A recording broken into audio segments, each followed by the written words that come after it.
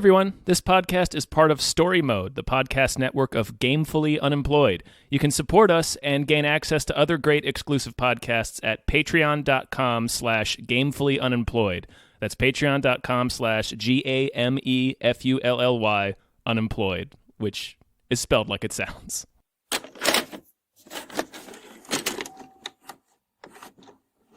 Hi, everyone. Hello, everyone. My name is David Bell. I'm Tom Ryman. And we just watched Another Earth. Murder. Beautiful, perfect impression. Earth 2. Earth 2. Earth 2. The Quickening. This is Dr. Joan Tallis, the United States planet Earth. Do you read me? Is anyone out there?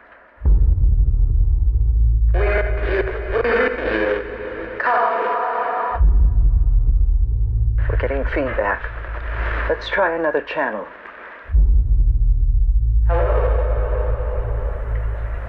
Hello? This is Dr. Joan Tallis. Earth the Second. Earth the Second. Tom? Earth's Second. Earth's Second. Yes. Yes. Earth Part 2. This is Earth Deuce. This is a Patreon-mandated episode. This is brought to you by our Patreon subscriber, Martin. Thanks, Martin. Yeah, still not sure if it's Martin Lawrence. We've been through this. It's our job to assume that it's at Martin the Lawrence. very least Martin Landau's immortal spirit. Okay, let's go with that. I mean, yeah. I do want to thank him. Perhaps it's Martin Lawrence possessed by the eternal spirit of Martin Landau. That would explain Bad Boys 3, I think, because it just all come together at that point. I hope that's a subplot in Bad Boys 3. Yeah, just a real Freaky Friday thing, and then meanwhile the spirit, like Martin Landau's in Martin Lawrence's body, and Martin Lawrence is in Martin Landau's body. So one of them's having a real Freaky Friday, right? And I don't want to extend this anymore, but I do like the idea of the next Bad Boys being a body switching film. Yes. They could merge it with Face Off. Mm-hmm. There's a lot of possibilities there, and there's so many directions you can go in, and all of them are Bad Boys 4. Yes. Yeah. Oh, yeah. That's what this is all coming to. Right. Yeah. That's the convergence. Exactly. That's going to be the peak of humanity right there. Mm-hmm. Yeah. Tom, what did you think of Another Earth? It was fine. Okay. It's an indie film. It's low budget, so it had trouble holding my attention for certain stretches. Okay. Well, it's only 90 minutes, and I would argue that is the perfect length for this movie. Yeah. I mean, I certainly wouldn't want it to be longer. It could have. This movie feels like a short. Yeah, it feels like it could have been a short. I really like this movie. I know exactly what you're talking about. It's a slow movie. I have a soft spot for like high concept indie sci-fi. I know I've mentioned Coherence on this podcast.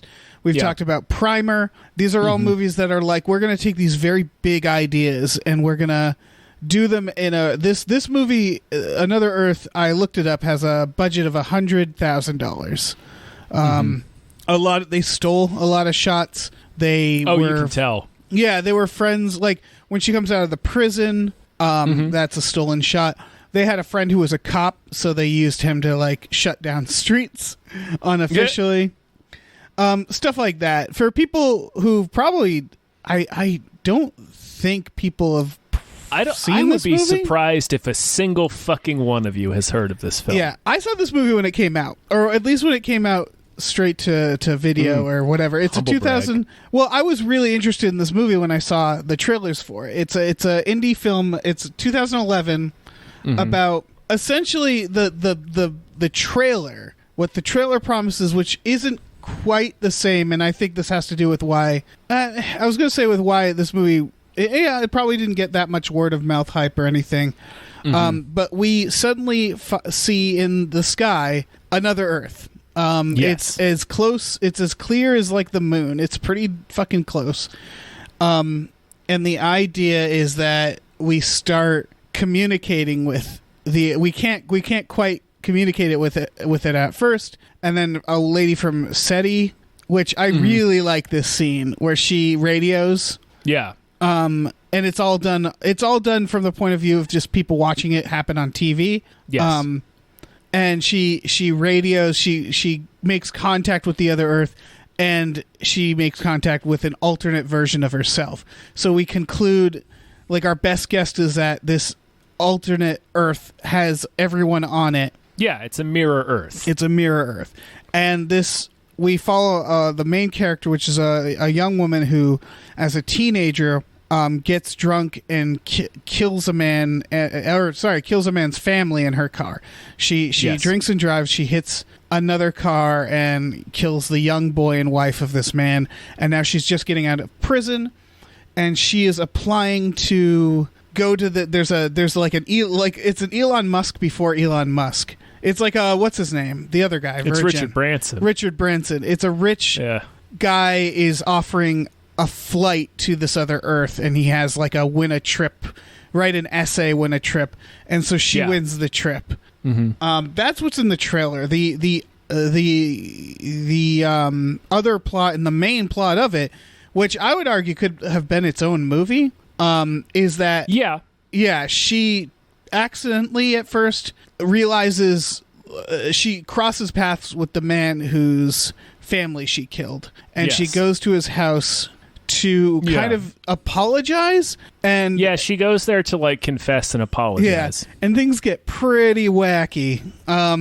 She chickens out and then just says she's from a maid service, and then just starts cleaning his house, which I kind of try to improve his life, because when she sees him, his house is in complete disrepair. It's just loaded with liquor bottles and dirty dishes, and he's wearing a beanie.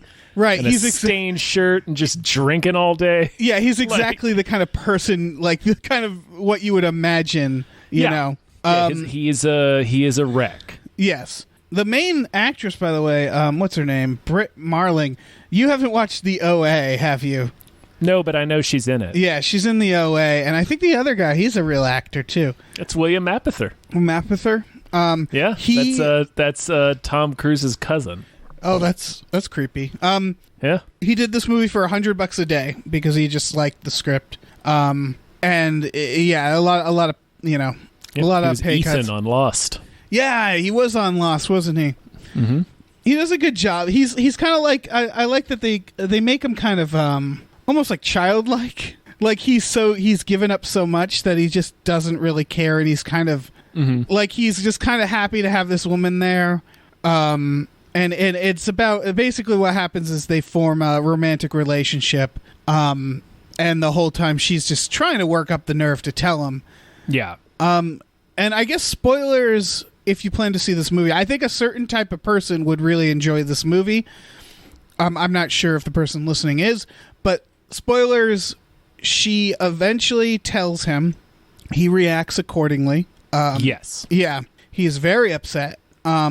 And so she doesn't try to fix things, but she basically leaves her ticket to the other Earth with him, with the idea of like, well, maybe they're there. Maybe your family's there, which is some pretty laying on that false hope thick. Yeah. Well, it's based on, she's been listening to people, one guy in particular, the whole film. She listens to this dude theorize about what the other Earth means, how it could exist, what could it possibly be, and then he theorizes that the second we became aware of the other Earth is when the divergence happened. Which is a good theory, yeah.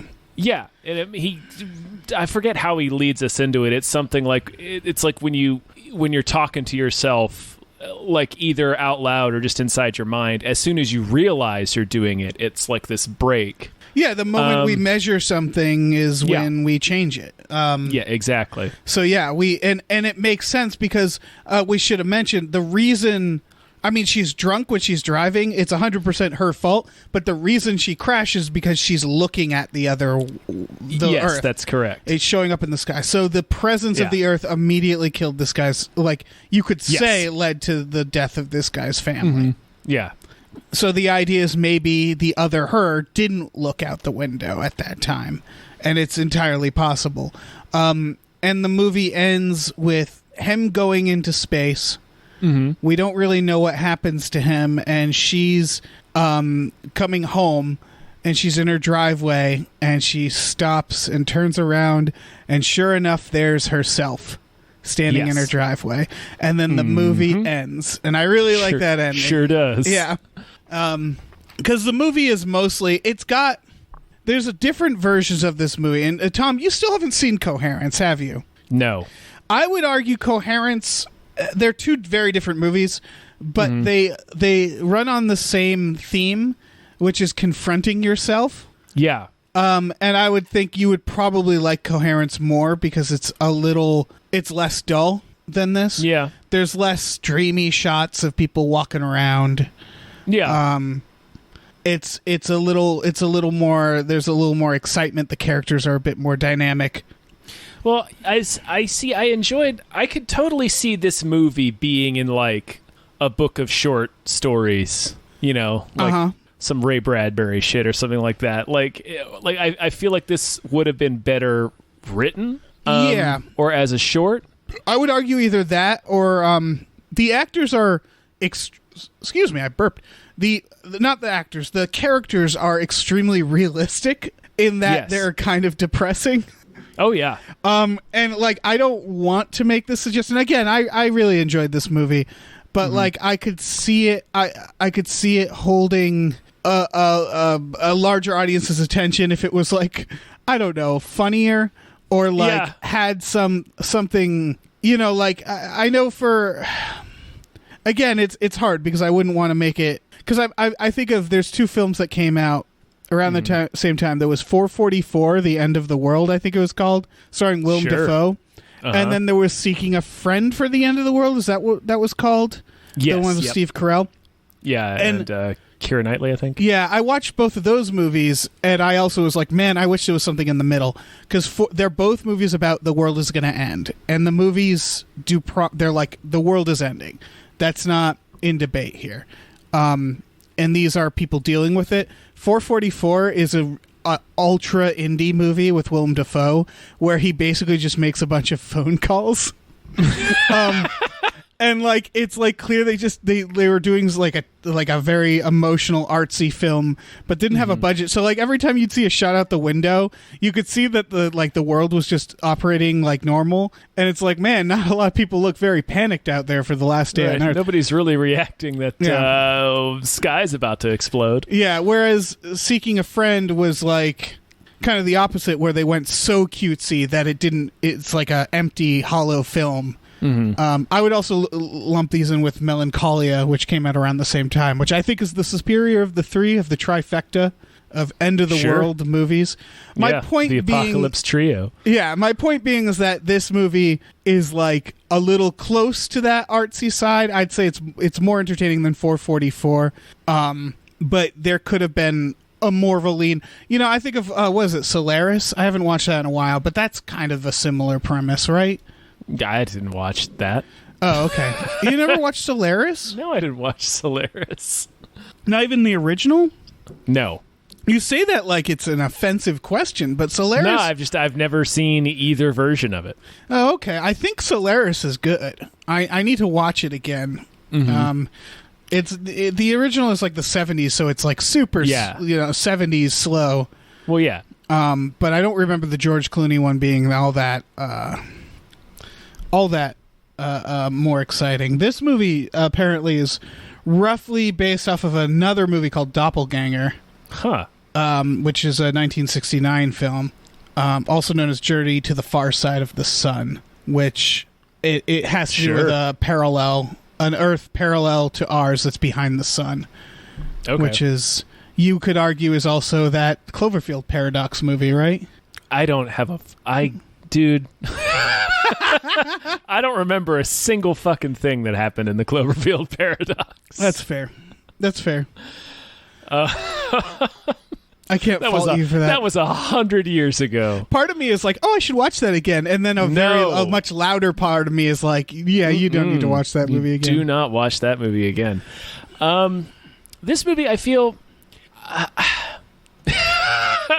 I liked the story that it was doing. It's just, yeah, like I mentioned, it's dull because I can already see pretty much everywhere it's gonna go. Like, you know what's gonna happen. They just sort of stretch it out for a long time, seemingly for no reason, just to fill feature length. Right. It's the most logical conclusion of the story. Right. For the interpersonal relationship, the science fiction thing, you're like, well, that can go kind of any direction. Right. Oh yeah, she's always going to tell him.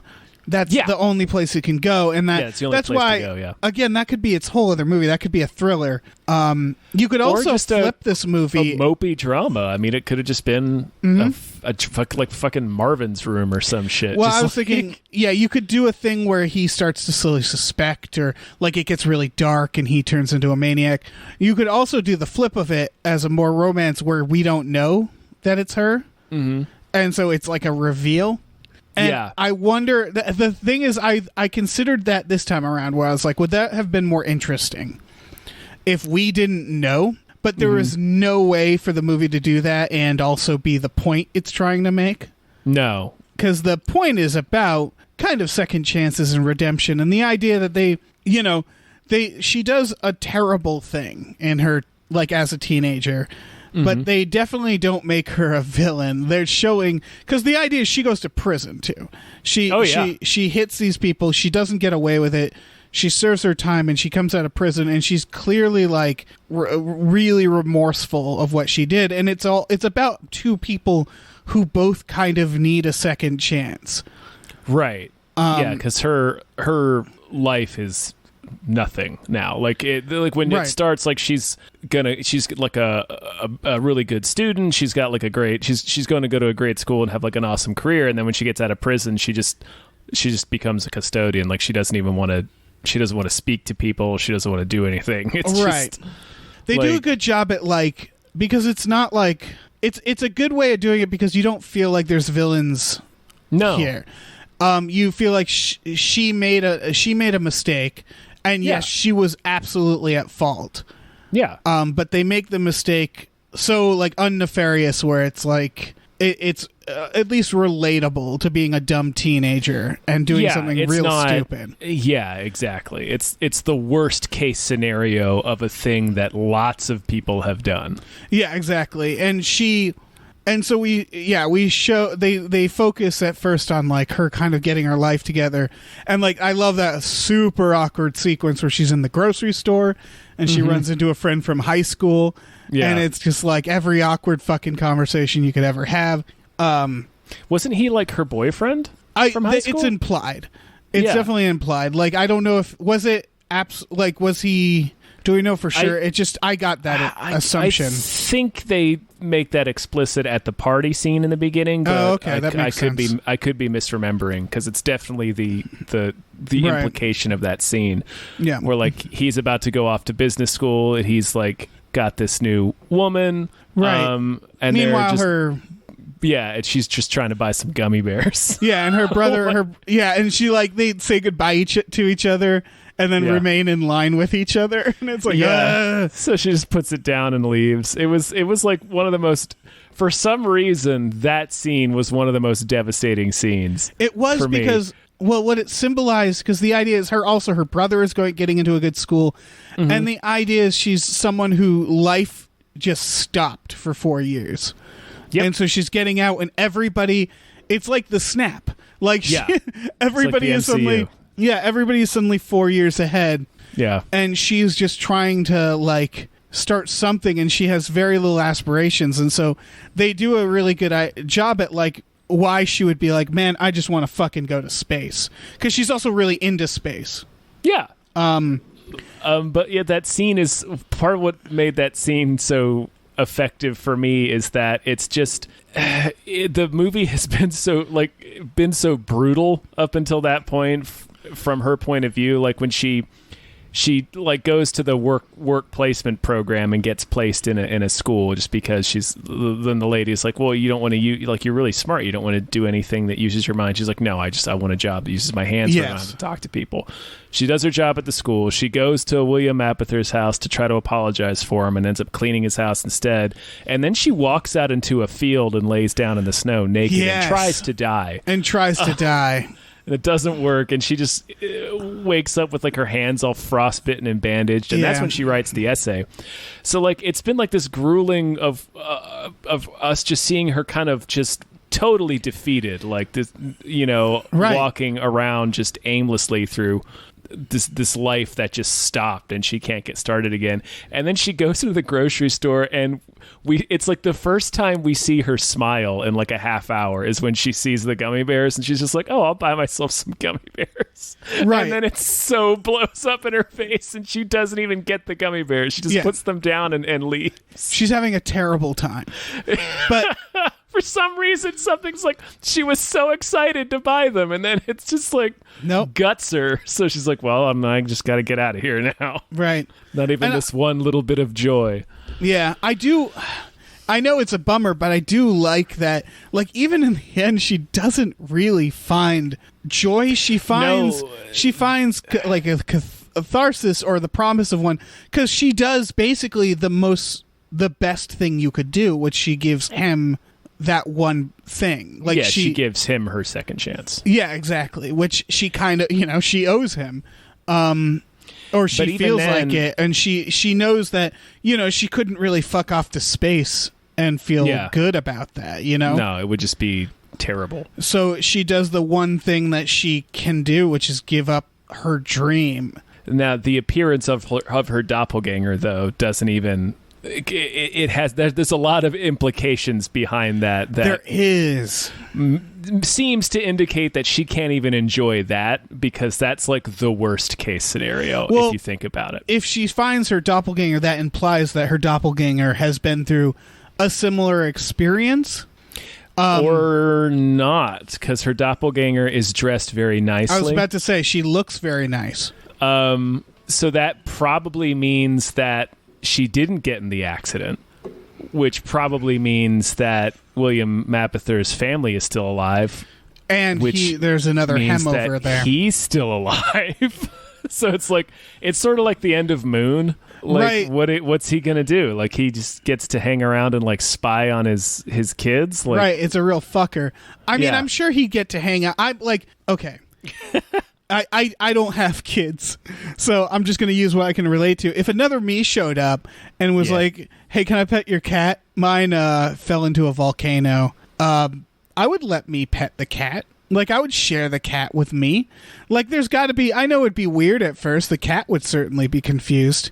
Mm-hmm. But kids are just like cats. They're dumb. Yeah, real stupid. Yeah, so you could I don't know, you could do something where you... I'm outraged she even went to prison for that. Like, who cares? Yeah. Like, maybe have them pay you a couple bucks so you can get a new ticket. But it's a ticket. Yeah, it's a ticket. That's a misdemeanor. Yeah, I mean, they could prestige together. They could, like, switch off and do magic tricks. Oh, yeah. There's a lot of things that they could probably pull a lot of heists on the other Earth. He's better off, I think, going to see the alternate version than not. And yeah, it's weird because they leave it open because, yeah, you're right, she is all dressed nice. Mm-hmm. But I would argue that the space people could have been like, here's a nice outfit, you're going to go see yourself. I would also argue that the space people wouldn't be like, all right, we parked at the other Earth. Get off. Just go, here's money for a taxi. Go off and do whatever. Like, it's weird that's... I mean, it's for the sake of the movie, they do it this way, but, like, you'd think that'd be big news once they landed and the doppelgangers came pouring out. Like, they would just sneak in there. Yeah, but maybe they beamed down. I don't know. We don't know what kind of technology we're dealing with. Yeah, for the sake of the reveal. But the thing is that if she is there... That does mean that she wanted to go on, which implies that the same thing happened. Not necessarily. Not necessarily, but it can go either way, is what I'm saying. Yeah, it could be the same solution she arrived at, just from the opposite point of view. Like, she could be doing very, very well on the second Earth and be like, oh my God, what if on the other Earth I did drive myself home and I got into an accident or something, Like, right. Maybe she narrowly avoided the crash in the other Earth, and she's like, oh, maybe I crashed in the other place, and so she like wants to go see and check on herself and see what's going on. Or maybe that's like mirror images. Like, they're they're opposites where, like, they're fated to do similar things, but they're like, they're mirror. Since it's a mirror Earth, she's the exact opposite and very successful. And maybe like when the guy shows up, he'll find a version of himself that plays something that isn't the Saw. The Saw. That ladies Casio are electric piano. DTF for man playing the Saw. Like that Saw. She was ready to go. That was some real. He took a big swing there because he was just like, I want to show you something, and takes her to a concert hall and has her sit there and starts playing the Saw. And there's like a 50-50 chance he'd look up and she'd be gone. Oh, yeah. And she'd be like, okay, he's playing like the he's Saw. Sitting there with his eyes closed. He's getting all into it, and then he hears the door shut. Yeah. Exactly. Yep, Here's a like, little note that says, don't call me again. Going to bed alone again. A note that says, I killed your wife and kids. Yeah. Frowny face. Frowny face. What'd you think of the other janitor? That was a subplot in this.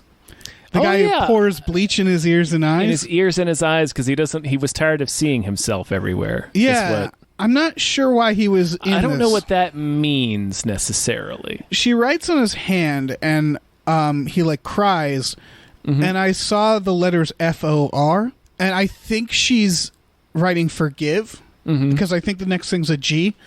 So I think the idea is he's representing kind of the version of her she doesn't want to be, is someone who's like, he's clearly that janitor. There was something with him. He was an odd duck. But he seemed to have some sort of darkness, obviously. Yeah. And so maybe she sees him as like someone who couldn't forgive himself. Yeah, someone who couldn't stand to look at himself. There you go. That's it. Yeah. And that's kind of what this is about, which is... Yeah, and that's kind of that's what pushes her to finally go tell him, isn't it? Yeah, I think so. Yeah. Because, it's about, what they talk about it pretty explicitly, like what would it be like to be outside of yourself, to experience yourself. Yeah, what would you ask yourself? Yeah, which is kind of the main. And so I get why this is the story they felt they needed to tell. Someone with a lot of regrets. I just think there's alternate versions of this. Yeah. Where they can do the same thing but in a more exciting way. Yeah. This is not a big spoiler for Coherence because it's kind of the inciting thing. Is that deals with alternate versions of yourself? You told me. Yeah. Oh, okay. And they do a great job with that, where the characters are starting to suspect their alternate selves. There's a guy who's like has drinking problems. And they're like, everything's probably okay, and he's like, but what if the other me is drunk right now? Like shit like that, where he's just like, he's a fucking psycho, like if he's drinking right now. And so it's shit like that, where it's like, again, people confronting the worst versions of themselves. Like, what if in that universe this happened, or I figured this out, I would not handle it well. So I love this premise. I also love that her brother's kind of a dumbass. He's a real dummy. That's like more salt in the wound, where he's like, I'm going to great school, and it's just like he's real stupid and he has no insight. Yeah. He is. He's a real jackass. When she gets the phone call, like he took the message for it, and he's like, yeah, it's up, the number's on your door, and he's like, you got to write to me when you get there, when you get to the Earth, you got to write to me. And it's like, I'm going to be in space. I did understand that, because he says this time you have to write back. Yes. So the implication is that when she was in jail, she didn't want to see anybody. Yeah. Okay. But yeah. So yeah. I mean, no, it's a dumbass thing. He's a dumbass. Like in that scene, he's like, I give you a clue who called. You want to get high? Yeah. And like everything she says, she reacts as if she's just met him. Like, I don't know what to say to you, man. Like, it's that sort of like she seems to be like just secretly hate him. Well, she hasn't seen him since he was like 13 or 14, so that's true. She kind of doesn't really know. Yeah, you're right. They do a good job with that. Yeah, I guess, because she's awkward everywhere. Nobody's talking about it. Right. Yeah, so no one knows how to handle it. Like her life is just never going to restart. Right. Right, which partially because she doesn't want, partially, almost entirely because she won't allow it to. Right, the idea that she didn't reach out to anybody in prison, like she is being extremely hard on herself, but like she can't get over it, which I mean makes sense because it's probably it's the only thing she's thought about. Yeah, it's the only thing she's thought about for the last 4 years. And it's weird because the concept of forgiveness and like, because I mean we live in a world where there is, you know, people who've done way worse things, the Brock Turners of the world, getting like second chances all the fucking time. I mean, the word worse is hard because it's killing a woman and child, but you know what I mean, where the intent, the way more evil things, I would say, is the better word for it. People with mean intentions. Right. I mean, it was an accident. Like, DUI is still like, well, you made the decision to get in there and put other lives in danger, but she wasn't trying to hurt anyone. Right. And I think picking the DUI was a good way to do that. Because it's something that you can still give us a sympathetic character. We'll still be mad at them for it and still totally understand why you wouldn't want to forgive yourself for that. Right. But it's not you nailed it when you said it's more relatable. Like, it's not like a thing. It's like, well, you could never. It's not a thing that you could never forgive somebody for. Yeah, there's probably a disturbing amount of people who've drinking and driven as teenagers, and it's that idea that, like, again, it's just perfect because it's not forgivable. Because there are also tons of people who didn't do that, mind you. But it's common enough, and she's clearly not fighting it, and it's just such a clear fuck up. And the movie never makes us. The movie never is like, hey, poor her, you know? Like, she's not, like, they never try to make us feel bad for her. No. Necessarily, because they also make us feel really bad for him because she confronts the life she destroyed. So it's just very complex, the relationship, which I actually, again, you don't need an alternate Earth. You could play with that idea just as a dramatic film. And I can't decide whether or not the other Earth is supposed to be heaven. Huh. I mean, I guess in a way, because it's supposed to symbolize, you know, like we were saying, a second chance. But in a way, like the idea of it being like, well, I don't know. I guess it could maybe be heaven in some interpretation, but my brain's not willing to do that work right now. I don't know. I don't know if the filmmakers intended that. It seems much more just like a second chance because of this. It's the unknown, but in a positive way. Yeah. They cut out scenes from this movie where they show that our gravity is fucked up because of the other Earth. I don't think we needed to go that far into the science fiction. I was going to say, I don't think so either. Yeah. I think by doing it from the point of view of just people who are seeing it on the news, they didn't need some scientist explaining what was happening. No. They had enough of people being like, someone says like, oh, it's a cosmic like optical illusion. Like there's not another planet there. It's something that's happening in space. People have various theories, and you kind of get like the edge of all that scientific Michael Crichton mumbo jumbo of like, what could this be? Which I love, but like it wasn't about that, and they knew it. Yeah. So they were like, okay, well, let's push that to the side, and we really just need this device to work enough for the audience to accept it. Yeah, and I think it does. I never questioned it. Because they don't spend too much time on it. Like, we don't need to understand that much. It's just, here's this thing, and now, like, we have as much understanding of it as anybody else does. So, like, occasionally you hear, like, the edges of it, like that crazy guy wearing the tinfoil hat that's like, we're just a projection of their dreams. Right, which I bet they stole that shot, and I bet it was hilarious. Oh, they absolutely stole that shot. They stole every exterior shot. Yeah, I think so. They had to have. For $100,000? Are you kidding me? Yeah. Like, and again, for that amount, the thing that matters... It looks good. Yeah, the thing that matters is every time you see that Earth in the sky, it looks good. And it's not a complex effect. It's just compositing. No. Yeah. But that's all they really had to do, and then just have enough news footage to look credible. You know, some green screen shots here and there. Because they knew, like... And I really think this is the better way to do this story. If it was a big CGI mess showing, like, them traveling there and landing...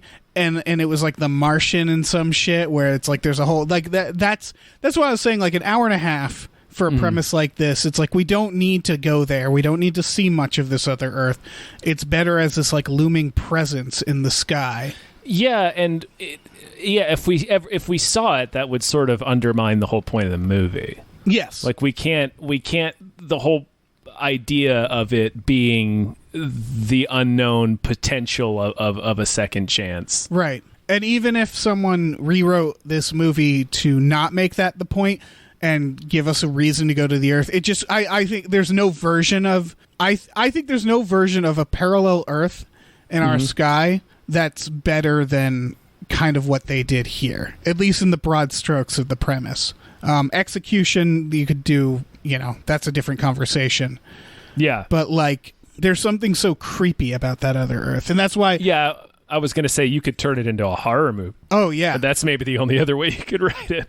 Yeah, as long as it's still mysterious. Yeah, and yeah, that part, I think it is creepy. That part where the woman calls the other Earth, and the same woman's voice comes back, and they're talking. It's just like it's like kind of eerie, because it's before that point, it's just like, okay, there's another Earth up there. What is it? What could be happening? And then the realization of like, oh God, it's also us. Opens up so many other possibilities suddenly, as if another planet just showing up isn't already weird. Right. I feel like, did the Earth, because they show it's small in the sky when she has the accident. Yeah, it gets closer. They say so. So it's just, that's going to be a weird 4 years. Yeah, that fucking thing just kind of getting closer, like the Death Star. Yeah, just inching along. And you're like, there's that planet again. It's coming towards us. It's leering at us from afar. It's just slowly inching on over. Is it going to stop? At us. What does it want? But it is, I mean, yeah, I think the implication is parallel dimensions or a wormhole or something. But again, they don't need to explain it. It doesn't matter. No, I don't need to know why it's there. Yeah. It just is. Yeah. But yeah, I get how this is a slow movie. You haven't seen Primer either, right? No. Primer is very boring. Cool. Not artsy boring, though, from what I remember. It's just so fucking technical. And again, it's such a huge concept done in like a couple small locations. And what makes these movies work as indie films, because this is a very low budget. For example, if you notice, they don't have any like everything's shot either handheld or on sticks, or like there's no dolly shots. No.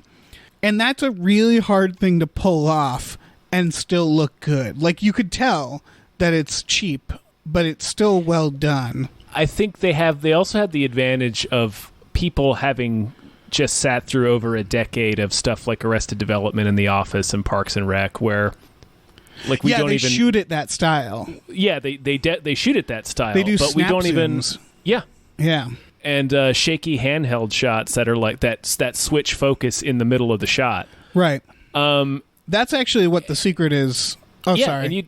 And we don't even read that as like Arrested Development and The Office both do it on the pretense of it being like a documentary film crew, but I don't think they do that in Parks and Rec, right? I don't know. I've never really watched that. Like you don't even the shaky cam. The Bourne movies do it. It's a style. I think what it is. It was one of the things I learned in Collateral. One of the things I learned in film school is like that is like when the camera's stationary. And the lighting is flat, that's a sign of like a low budget, but the biggest sign is really the camera lenses, and that's what they avoided here. They clearly shot on a nice camera in order to have that, or at least with nice lenses, to have that tight focus. Otherwise, if everything was in focus, it would just look like a home movie. Yeah. So they knew, my point is that they knew what to do to make this movie not like be cheap but not look like a home movie. Yeah. They knew like how to edit it and like how to mix the sound and how to move the camera enough or do interesting things or maintain a style that felt intentional for the budget they had. But yeah, that shaky cam stuff, it was never that distracting in this, I don't think. No, it wasn't. Yeah, they knew when to do it. And yeah, Primer is similar where it's like, oh, this was clearly shot. Primer was shot for like a couple $1,000 from what I remember. It is a very cheap movie. but it just explains a very, I don't know, it explains a big idea. And I really have a soft spot for movies that manage to do that, where you're looking at the tip of the iceberg, but it feels so much bigger for that reason. We talked about this with Tremors, where they make the Tremors feel huge, even though they're just a couple hand puppets. Yeah. Ultimately, it's like the illusion of scale in a smaller scale movie that's done really well. And I think this movie kind of nails that. Yeah, it never feels cheap. Like you can tell it's an indie film, but it never feels like they sacrificed anything. No, it was made with skill. Yeah, this director hasn't done much else. He did something called I, Origins, which I've never seen, and I now probably should. Mike Khalil. What else does he? Cahill. Cahill. I don't know why that confounded you. Well, it looks like another name I know that sounds more like Khalil, which is why I got a little trapped in there. Sure. Yeah, you got stuck in that one. Oh yeah, he really hasn't done much else. I, Origins was the last thing he did. He also wrote this movie. Yeah, I don't know. I would recommend this movie for people who have a little more tolerance for slower films. I was excited when I realized this was on our list because it's a movie that I never got to talk about because no one saw it. So someone forcing us to watch it again, I was like, oh, delightful. I can actually... what luck. Yeah, I can actually talk about this fucking movie. Yeah, no, it's not... Like I said, it drags in a few parts. It kind of loses my interest, but as a whole, I thought it was a good film that was definitely well made, considering how low budget it was. Yeah, and I'm gonna recommend again that you watch Coherence because I just want to talk about that movie with somebody because no one's watched that fucking movie either. You guys, you can watch it too. It's available on, if you have Prime, it's free on Prime. What, Coherence? Yes. Oh, okay. And Another Earth is available to rent. Yes. Yeah, and I think if you've already seen like Coherence, I would say even if I don't want to compare this to The Endless, but I get a similar feeling because it's low budget. Oh man. Big concept sci-fi. The Endless is I couldn't take my eyes off The Endless. I was about to say The Endless is a better film. Well, yes. It's two very different films. They're two incredibly different films. Yeah, it's weird to compare. Yeah. But The Endless is much more ambitious. Yeah. This is definitely a very inspiring film, I think. I like seeing this film because it gives me a bunch of ideas and it makes me want to create stuff. This is a good definitely if you're trying to get started as a filmmaker or something, this is a good movie to watch. Oh, for sure. This is a great example of like a no budget indie film. Like what doing something real simple tricks too, like the media swarm outside her house. It's just a low angle shot, so you can't see that there's not really that many people around. Right, and stuff where she's but it completely works. Yeah, it works because they're watching it on TV. Yeah. Yeah, little things like that where again it's implied scale. It's it's weird. It's a trick that like Michael Bay will do where they have characters looking off camera at something grand while showing you something in the film as well, where it's like larger scale outside of the frame, but they're doing it to simulate things that other films could do easily. They do the same thing where they show she's looking him up, she's Googling him and showing him conduct because he's like a conductor or was one. Yeah. And they do that where they show like footage of an orchestra and then they like intercut with kind of a shot from like the audience looking up at him, and it's clear that they just had to get him on a black background, but it all cuts together seamlessly. Yeah, there's a lot of great stuff like that. Just making it look like doing news stuff where it looks like the real news and not like the news in the movie Birdemic. Yeah. Where they're like, okay, this is still going to cost money to do, but it's not going to cost that much money if we just do it right and be selective about what we show. Like later when he's being interviewed and he's in a spacesuit And again, it's like, oh yeah, that's just him in a spacesuit, probably in front of a photograph green of a screen. rocket, or probably a green screen. Yeah. But it's just like, we just see enough for it to be like, that works. And it's on they do the same thing with the conducting video, where it's on a small screen and they grain it up. Right. Like particularly the conducting video, it's like it's really garbled because she's watching it on the internet. So you're like, there you go. There's a cheat for you.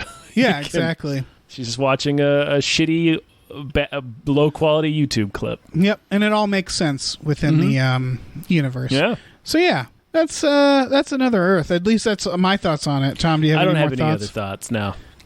All right. That's it. Shit, everybody. Thanks for listening. Yeah.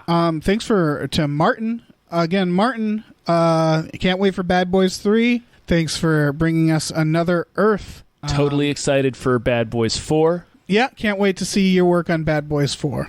Mm-hmm. Gonna be great. When you really anticipating it. Yeah, Landau's Ghost. Bad Boys 4. Landau's Ghost. Revenge of Landau. Landau's Revenge. There it is. We got it.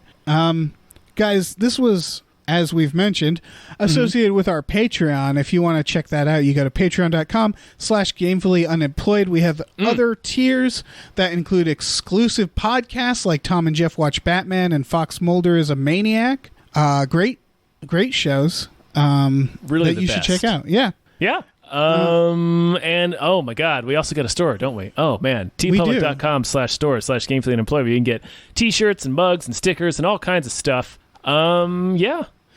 Check all that stuff out. Yeah, leave us a review on Apple Podcasts. If you guys have been like killing it. You guys have been killing it with that lately. Yeah, and I mean, tell your doppelganger about us. Yeah, tell the other Earth. Yeah, tell the other Earth. Earth 2. Mm-hmm. Earth Above and Beyond. Boogaloo. Earth Above and Beyond. Mm-hmm. All that. Earth Harder. Yes. Earth Harder. That's what we'll call it. Yeah. Earth Harder. Dibs. We figured it out. Yeah, we got there.